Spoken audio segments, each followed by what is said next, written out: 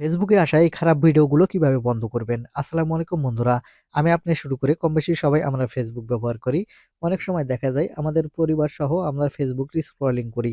এরকম সময় দেখা যায় এমন কিছু ফটো এবং ভিডিও আমাদের সামনে আসে যা একেবারে আমাদের লজ্জায় ফেলে দেয়। তাই এই ভিডিওটিতে আমি আপনাদের দেখাতে চলেছি কিভাবে আপনারা ফেসবুকে খারাপ ফটো এবং ভিডিও আসাগুলো বন্ধ করবেন।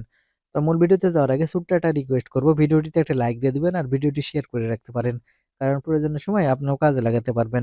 তাহলে চলুন সম্পূর্ণ ভিডিওটি মনোযোগ সহকারে দেখতে থাকুন। ফেসবুকে আসা এসব খারাপ ভিডিও কিভাবে বন্ধ করবেন। তো সেইজন্য আপনারা সর্বপ্রথম যে কাজটি করবেন, এখান থেকে আপনার যে মোবাইলে যে অফিসিয়াল ফেসবুক অ্যাপ্লিকেশনটি আছে, সেই অফিসিয়াল ফেসবুক অ্যাপ্লিকেশনটি ওপেন করে নিবেন। আমি এখান থেকে আমার ফেসবুক অফিসিয়াল অ্যাপ্লিকেশনটি ওপেন করে নিচ্ছি। আপনারা আপনাদের ফেসবুক অফিসিয়াল অ্যাপ্লিকেশনটি ওপেন করে নিবেন। অফিসিয়াল অ্যাপ্লিকেশনটি ওপেন করে নিলে এরকম ইন্টারফেস দেখতে পাবেন। এখন উপর দিকে এখানে লক্ষ্য করলে এখানে আপনাদের প্রোফাইল আইকন দেখতে পাবেন। এই প্রোফাইল আইকনের উপর ক্লিক করবেন।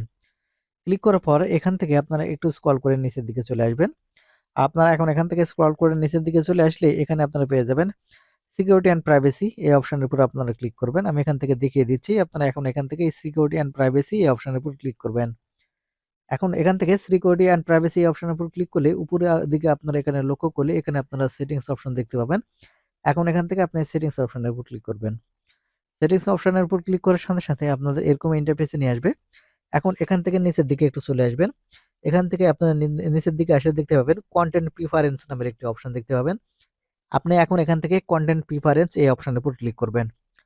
কন্টেন্ট প্রিফারেন্স এই অপশনের উপর ক্লিক করলে এখান থেকে নিচের দিকে আসলে এখানে আপনারা দেখতে পাবেন ম্যানেজ ডিফল্ট। আপনারা এখান থেকে যে কাজটি করবেন এখান থেকে ম্যানেজ ডিফল্ট এই অপশনের উপর ক্লিক করবেন।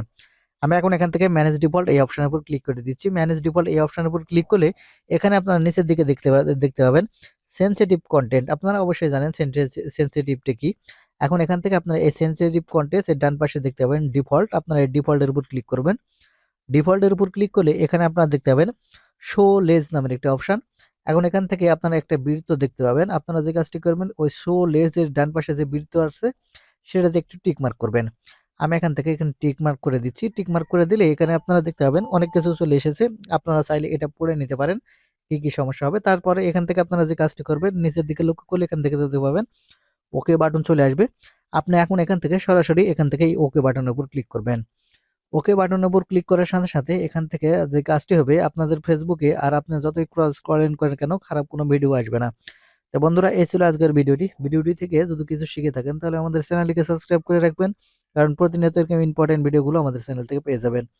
ধন্যবাদ ভিডিওটি দেখার জন্য। দেখা হবে নতুন কোনো একটি ভিডিওতে। সে পর্যন্ত সবাই ভালো থাকবেন।